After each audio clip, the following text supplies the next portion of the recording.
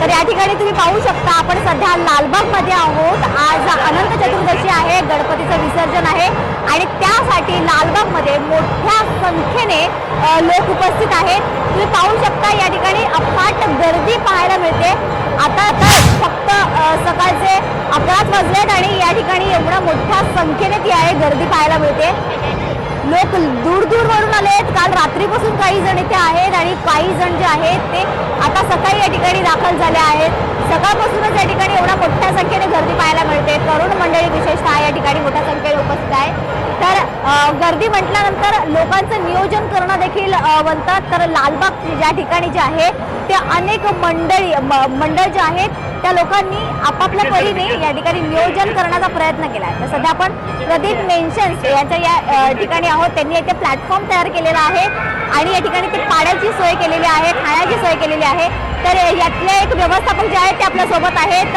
नमस्कार सर, तुम्ही सांगू शकता तुम्ही कशा प्रकारे या ठिकाणी नियोजन केलंय, कधीपासून हे नियोजन सुरू आहे? आम्ही हे आमचा 15वा वर्ष आहे। उमंग फाउंडेशन आमच्या संस्थाचं नाव आहे। आम्ही दरवर्षी इकडे हे करतो। हां, एक दिवस आधी आमचा हे सेटअप लागतो सर्व। बरं, नंतर आमची 5-8 मंडळी आहे, ते सर्व कार्यकर्ते राहतं, काम करतात, सर्व आणतात। आम्ही सर्व लोकांना वाटप करतो, पाणी वाटप प्रत्येक गणपतीला आपण वाटप करतो। अगदी ते सकाळ 9:30-8 वाजतापासून चालू होतो, ते संध्याकाळी 5-6 वाजतापर्यंत चालतो। जेव्हा लालबागचा राजा होतो ना त्यापर्यंत आम्ही वाटप कंटिन्यू ठेवतो। अरे बाप, मग तुम्ही हे किती वर्ष मला करताय? हे आमचं 15वं वर्ष आहे। अच्छा, वा वा। आणि तुम्ही 15 वर्ष लगातार हा उपक्रम राबवताय। हो। बरं मला सांगा, तुम्हाला का वाटलं की आपण ह्याच ठिकाणी असं काहीतरी केलं पाहिजे? आता बाप्पाची आशा होती की आम्हाला काय करायचं होतं। ॲक्च्युली आम्ही पहिला लहानपणी हे स्टेज ना बनवतो, तर ते छोटे स्टॉल करायचे। अच्छा। पण वाढत चाले, लोकांची मदत आली आम्हाला, संस्था की ते तुम्ही करा, मोठा करा। तर आम्ही जसं संस्थाची मदत आली आम्हाला, आम्ही मोठा वाढवत चाललो। बरं, आता असं झालं की लोक एक्स्ट्रा येतात, आम्ही नाही सांगतो, बस आम्हाला जेवढं करायचं आमच्या पुरती आम्ही करतो। अगदीच। म्हणजे तुम्ही खरं तर पुण्याचंच काम करताय की या ठिकाणी येणाऱ्या लोकांना जे आहे गर्दीला तुम्ही खाणं किंवा पाण्याची सोय करून देताय।